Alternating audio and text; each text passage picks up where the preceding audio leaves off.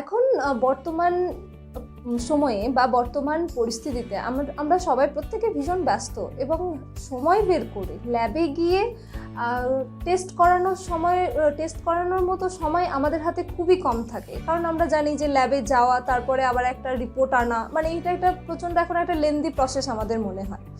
তো সেই সময়কে বাঁচানোর জন্য আমরা চেষ্টা করছি যাতে খুব সহজে বিভিন্ন কিট বাড়িতে এনে আমরা আমাদের যে কোনো সমস্যার বা যে কোনো ব্লাড প্যারামিটার আমরা টেস্ট করে নিতে যাতে সহজে পারি।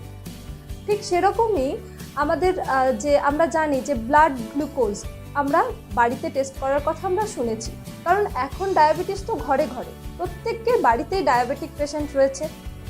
এবং এই ডায়াবেটিস বা ডায়াবেটিসের জন্য যে আমাদের ফাস্টিং ব্লাড গ্লুকোজ মেজার করতে হয় বা মাপার জন্য প্রত্যেকের ল্যাবে যাওয়া সম্ভব হচ্ছে না।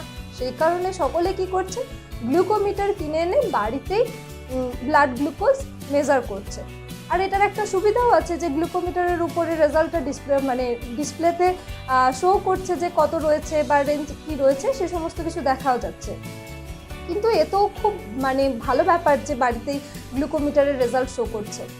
কিন্তু বিষয়টা হচ্ছে অনেকেই এই সমস্যায় ভুগছেন যে গ্লুকোমিটারে নাকি সঠিক রেজাল্ট দেয় না, যতটা অ্যাকিউরেট রেজাল্ট ল্যাবে পাওয়া যায় সেরকম অ্যাকিউরেট রেজাল্ট কিন্তু গ্লুকোমিটার থেকে অনেকেই পাচ্ছেন না। এই সমস্যা রয়েছে। কিন্তু দেখুন, আমরা এই কোভিড-19 প্যান্ডেমিকের কারণে তখন তো ল্যাবে যাওয়া কারোর পক্ষে সম্ভব হচ্ছিল না এবং ডায়াবেটিক পেশেন্টরা তো অনেক বেশি ভালনারেবল ছিলেন। তো সেক্ষেত্রে তাদের পক্ষে তো ল্যাবে যাওয়াটা আরও রিস্কের ছিল। তো সেক্ষেত্রে সকলেই বাড়িতেই গ্লুকোমিটারে কী করেছেন, যে ব্লাড গ্লুকোজ মেজার করেছেন। তো গ্লুকোমিটারে বাড়িতেই ব্লাড গ্লুকোজ মেজার করেছে, কিন্তু সেই ধন্দের মধ্যেও রয়েছে যে গ্লুকোজের যে রেঞ্জ বা ফাস্টিং ব্লাড গ্লুকোজের রেজাল্ট আদতে ঠিক এলো কিনা, এই চিন্তাতে সকলেই ছিল। তো বলি যে এই চিন্তা থাকবে না বা এই ভুলগুলো হবে না যদি আপনারা সামান্য কিছু পদ্ধতি সঠিকভাবে ফলো করেন এবং কিছু ভুল ত্রুটি এড়িয়ে চলেন। কিছু জিনিস যদি এড়িয়ে চলেন তাহলে কিন্তু এই গ্লুকোমিটারে অ্যাকিউরেট রেজাল্ট সহজেই পাওয়া যাবে।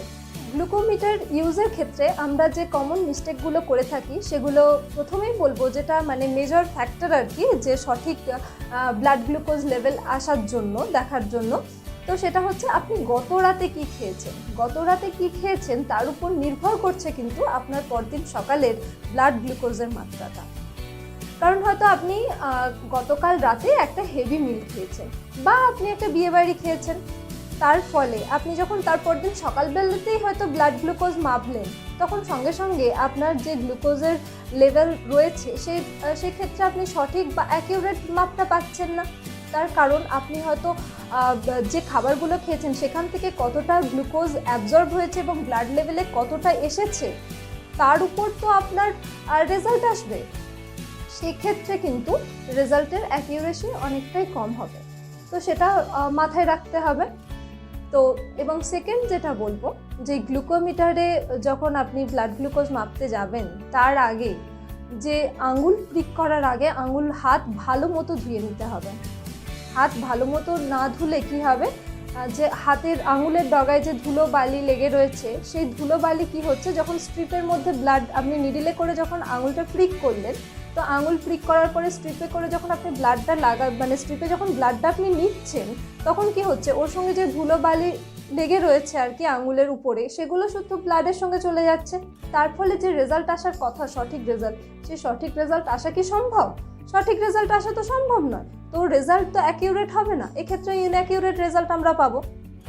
এবং 3 নম্বরে বলবো যে সেকেন্ডে যেহেতু আমি বলেছি ধুলো ময়লা রয়েছে, তো হাত ধুতে হবে বলেছি, তো হাত ধুয়ে নিলেন, হাত ধুয়ে হাত না মুছে সঙ্গে সঙ্গে ভাবলেন যে নিডেলটা প্রিক করে ব্লাডটা নিয়ে নিই।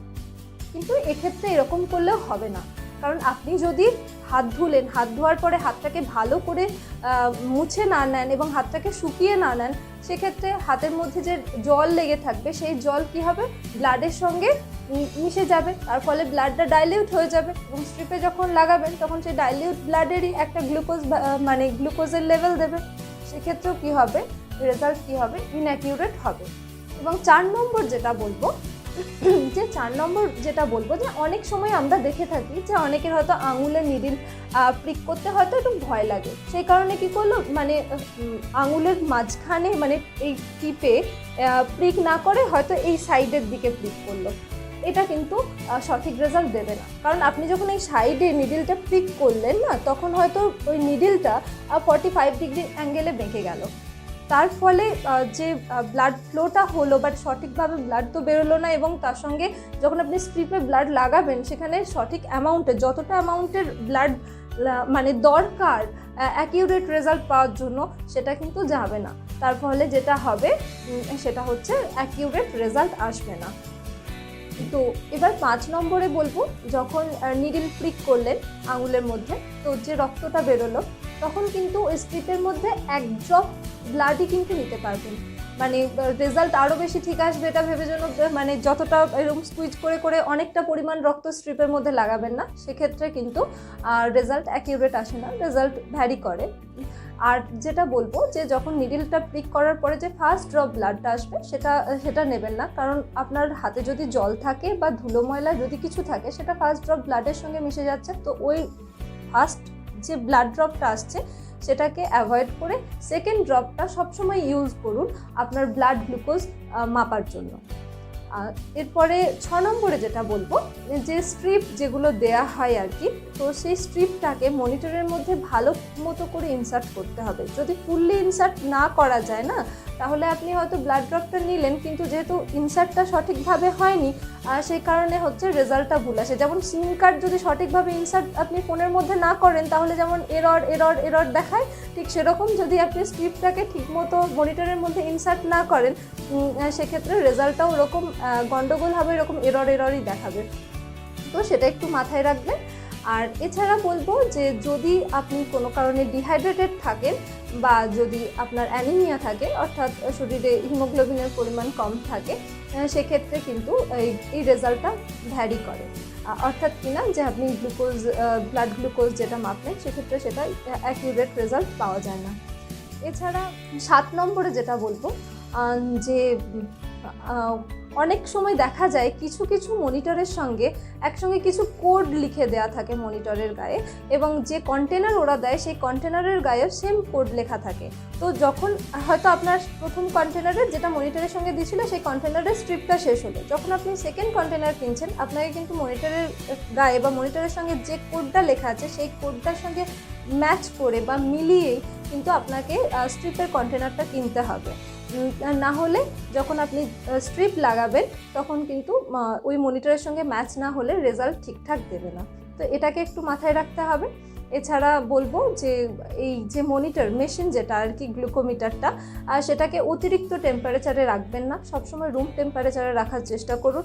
কোনো ময়েশ্চার বা হিউমিডিটি বেশি এরকম জায়গাতে রাখবেন না, সেখান থেকেও অ্যাভয়েড করার চেষ্টা করুন রাখার।